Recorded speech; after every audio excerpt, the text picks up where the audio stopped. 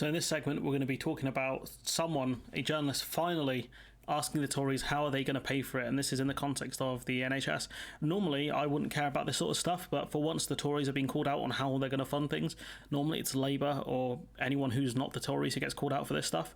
But, Sophie Ridge does a great job here, and she seems to be one of the better journalists on Sky. Really good. £2.4 billion over 5 years. Where's that money coming from?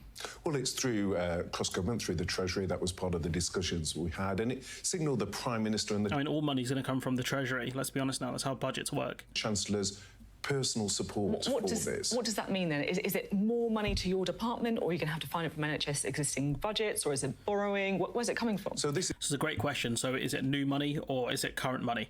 It's a phenomenal question there, because that really answers, what's going to happen here. Is it money you're going to take from the existing budget? And, Steve Barclay has an absolute torrid time. Is additional money. It will be announced, as a former Chief Secretary, it'll be announced in the usual way through fiscal events. It ramps up because obviously one of the features of the workforce plan, and it is the biggest ever expansion in workforce training in the NHS. It's a hugely historic moment as we celebrate the 75th anniversary of the NHS, the fantastic achievements of the NHS. Let's be real, your party does not like the NHS. If it were down to you guys, it would not have made it this far. Yes, it's a major commitment from the government, and it reflects the Prime Minister's personal commitment to the NHS, coming from an NHS family. Both his parents worked in the NHS, and the Chancellor has long called for a long-term workforce plan. So it reflects their support. It's £2.4 billion. Ironic that the Chancellor was the Secretary of State for Health, so he actually helped put us in this mess, but go on.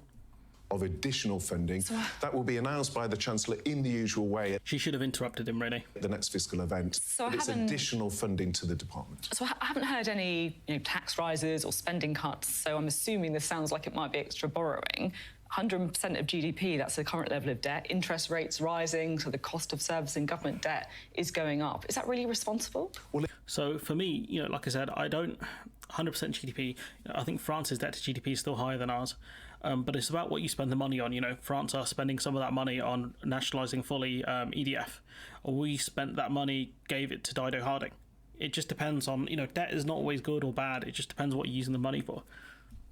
But yeah, great, framing is kind of from a conservative perspective, but, this is the kind of stuff they accuse Labour of doing. If it were Labour, they would use this exact same argument. So I'm fine with it being used back on them. Well, it scales up, Sophie. So first year, obviously, you want to have 1 year of people being trained. In the second year, that doubles. £2.4 billion. If Labour announced a policy of £2.4 billion without saying how that money was coming from, you would be after them like a rocket. It scales. There you go, boom. I think apparently the phrase is meant to be whip it, but this is the point. This is where she's got him, because he's unfunded. He's going to borrow. They're going to borrow the money, which again I'm fine with as long as the money goes to the right place, regardless of the increased cost of the bonds. But she's got him. Builds up. You've got to see that in terms of the way the doubling of medical undergraduates works. Is obviously that is cumulative. Waffling. Because the second year you got double the number, the third year triple. So that scales up over time. But also it helps in terms of the cost of agency, the cost of bank and other support. So this is what I've been saying to you guys for ages. This is why staff retention is so important,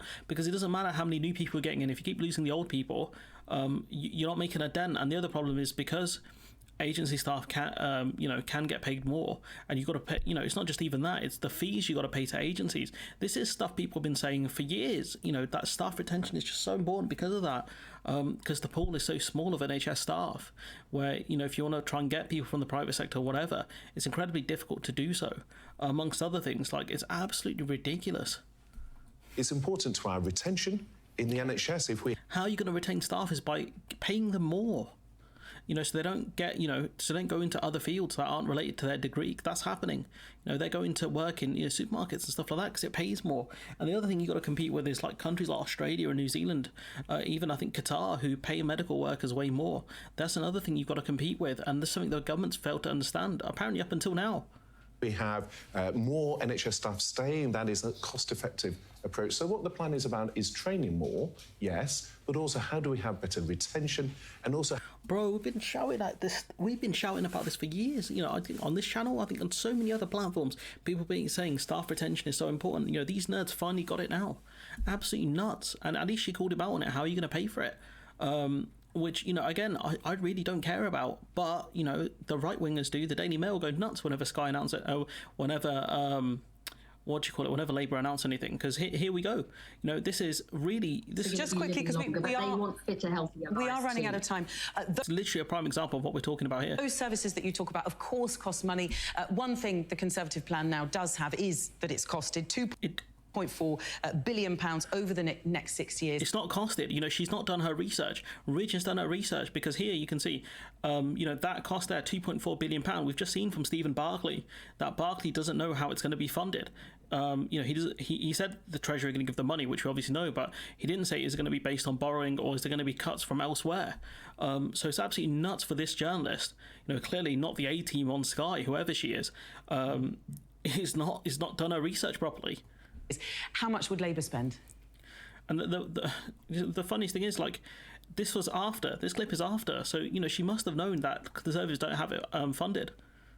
Well, can I just, for once, I think it would be lovely if people asked Rishi Sunak where he was going to get that money from. We've been really clear. Any programmes we've put forward, like our plan for workforce reform, we said we'd fund it by abolishing the non-dom tax status, because we believe if you come and live and work in this country, you should pay... It's going to be the magic non-dom tax and the windfall tax. ...your taxes in this country. I really hope somebody asks at the next press conference with the Prime Minister where he's getting his money to fund his workforce plan. We've set out how we would pay for ours, because we think taxpayers deserve to know the truth.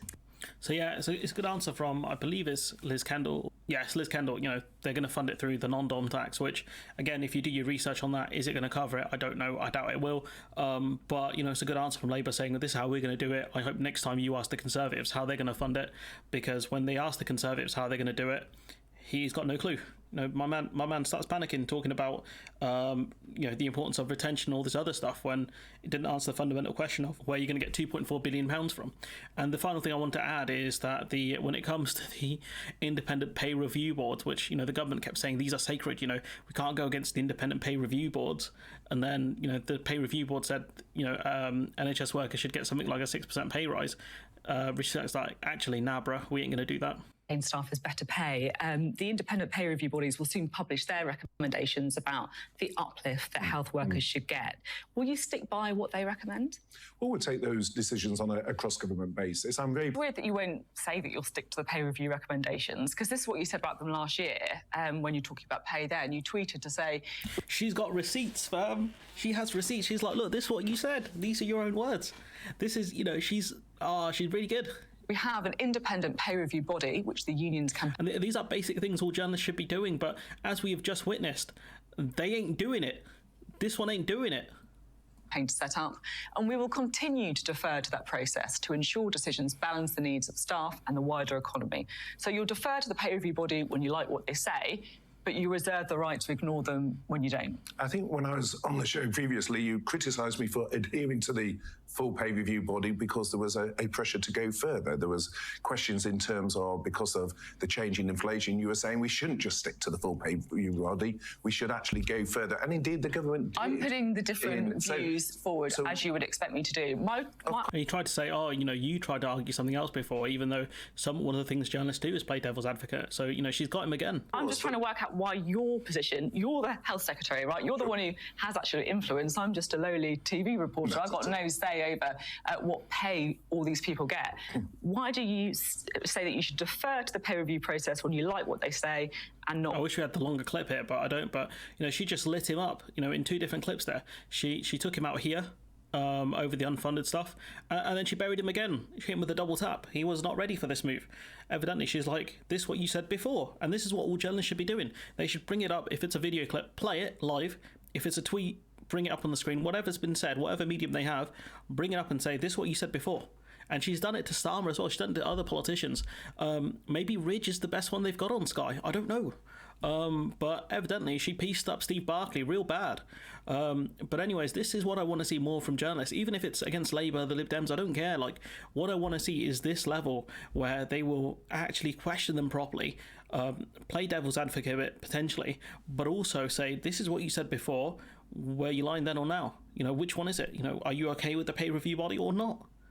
because you wanted to defer to them before. You don't want to do it now. This is this is actually good journalism. In other countries, this is the bare minimum here. In the UK, this is like the gold standard for me. This is like, wow, this is the most I can expect from anyone till they stick me on the TV anyways. But yeah, big credit to Sophie Ridge here doing her job, and less credit to this lady who has not done her job. But anyways, I will leave it there. Let me know what you think in the comments below. Like, comment, share, subscribe, support the channel on Patreon if you can, and hopefully I'll see you in the next one.